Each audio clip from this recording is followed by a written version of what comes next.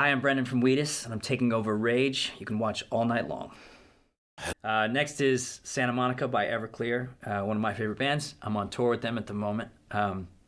Art's a great guy, but he's also one of my favorite songwriters. I've had to get over a lot of fanboying to be his friend, but at this point, we're pretty stable. Santa Monica is definitely the best example of a get out of your shitty little town, get somewhere else, start your life over song.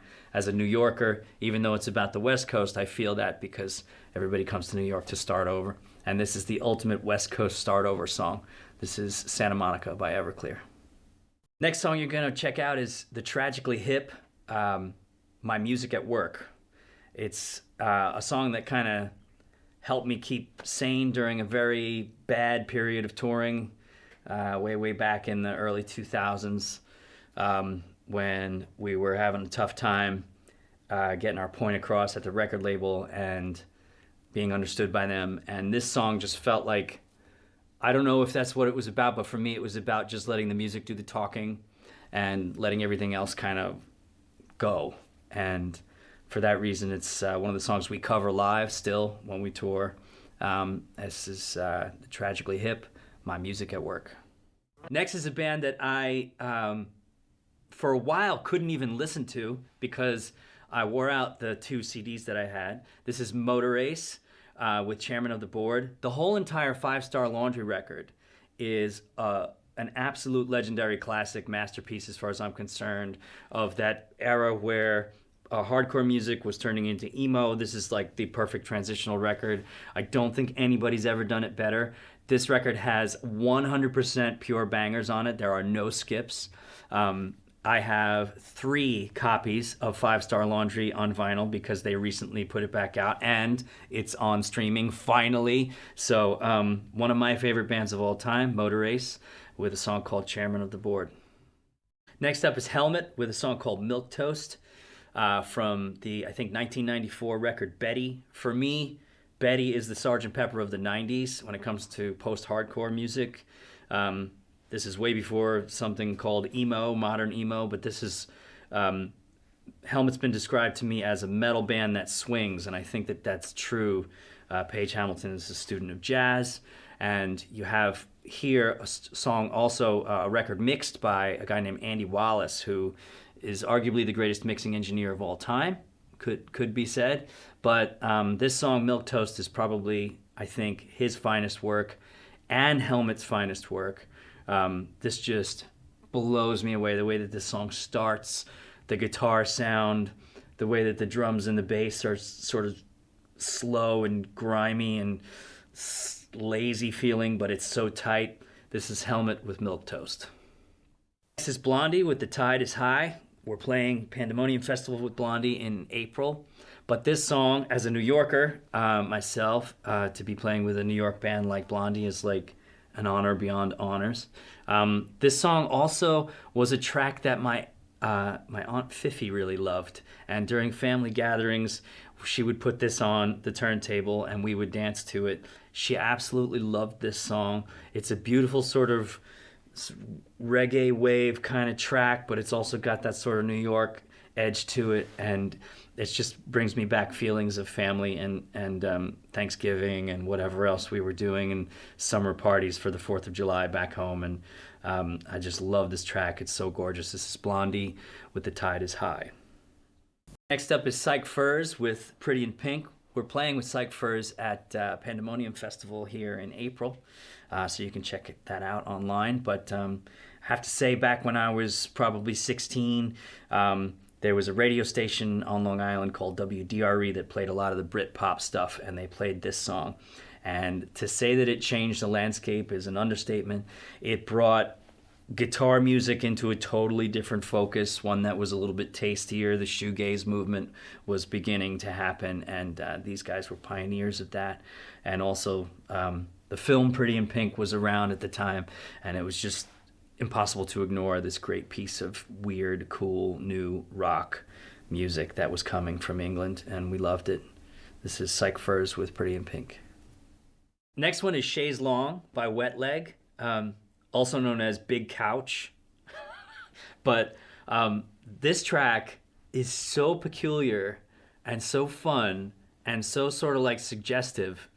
I don't want to give away too much, but I love the way that the guitar and the production sits in this really dry, almost like comedic space. It's like dry comedy. So here we go, Wet Leg with Chaise Lounge. Next is a song that I like to call Granola and Beer, but is actually called Heavy Heart by one of my favorite bands, UMI. I didn't know about UMI until I saw them live in New York in like 96 maybe, at a club called Under Acme, I think. Just so happened to be there with somebody who was going to see another show, and I actually caught a full UMI set before I heard a single record. I put myself right up front after the first song because I knew that they kicked so much ass, and I felt like I was watching The Who in 1962 or something like that. Like, it was just so good. Since then, huge UMI fan. Tim Rogers. Tim was talking about that night. I was talking about Tim Rogers, guy's gonna steal your girl. He kept saying that in front of a bunch of New Yorkers, and we just thought, who the hell is this guy? But it was fantastic. Tim Rogers is a legend. UMI is amazing. This is Heavy Heart by UMI. The next song is a song by my favorite band of all time, Rush, or one of my two favorite bands of all time, I should say. This is called The Pass. It's from their 1989 record, Presto. It is definitely my favorite Rush song of all time. It's about suicide, and it helped me through when I was a teenager, when I was about 15. I was considering it, planning it, and The Pass was a track that kind of got me to think about it in a different way. So this is Rush with The Pass. Next is Talking Heads with This Must Be the Place. Apparently this is the only song that David Byrne ever did in the Heads that was purposefully a love song. I'm glad for that. It's in the movie Wall Street, and I love the way they use it in that movie when they're Daryl Hannah and Charlie Sheen are moving in together, and they're starting to build their life and they're nesting. That's how this song feels to me. It's always felt like that. That's why it's my song with my partner Gabrielle Sturbins back home, and today's her birthday, so I love you, Gabrielle. Next one is Little Secrets by Passion Pit. It's one of my favorite dance songs. I wish I wrote this song. This feels to me like it could be a good Wheatus song.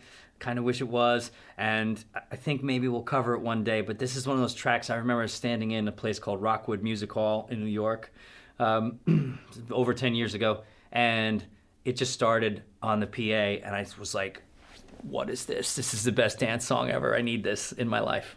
It's Passion Pit, Little Secrets. Next is Birth in Reverse by St. Vincent, Annie Clark. One of my favorite guitarists of all time, definitely one of the greatest songwriters of all time, but more importantly, she's like a prog tech artist visually. There's some choreography that they do in the band when they play this song live that I really love, this walking forward and back kind of thing. I think Annie Clark is a genius, and she makes me excited about guitar music again in a way that I couldn't have imagined.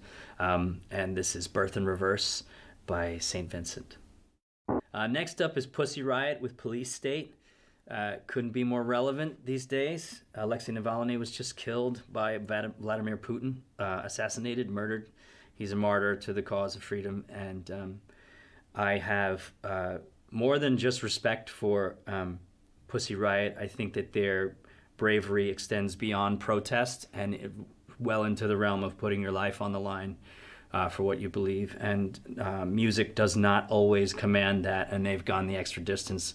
So in fact, I'd like to dedicate this entire takeover to Pussy Riot and to dissidents everywhere. This is Pussy Riot with Police State. So the next song is Tupac, How Do You Want It? It's one of my favorite songs of all time. It's an incredibly sensual song. It's got one of the best grooves I've ever heard. Samples a Quincy Jones song from 1974 called Body Heat. And I have several copies of this on vinyl back home. Got to have a backup if you love it. But this was the first Tupac track that I completely fell in love with. Fell in love with him on it. And I listened to this probably too much. Hey, I'm Brendan from Wheatus, and you're watching Rage. Hey, I'm Brendan from Wheatus, and you're up late with me watching Rage. Hi, I'm Brendan from Wheatus, and you're watching Rage. Hey, I'm Brendan from Wheatus, and you're doom scrolling at 3 o'clock in the morning. I would be too. Hi, I'm Brendan from Wheatus, and you're about to watch our video for Leroy, which was shot here in Australia, in Melbourne, at the Hi-Fi Bar in the year 2000, back in the Christmas time area, 2000. We came down here first because you guys found Teenage Dirtbag first and made it a hit, and we came straight down and shot a video down here as soon as we could for the second single, which was Leroy, and you're about to watch that. Here's Leroy by Wheatus. Hey, I'm Brendan from Wheatus, and you're about to watch our video for Lemonade, which was made 8 years after the song came out. We finally found an animator who was willing to make us a Lego video, and his name is Oliver. Hi, Oliver. And this is Lemonade by Wheatus.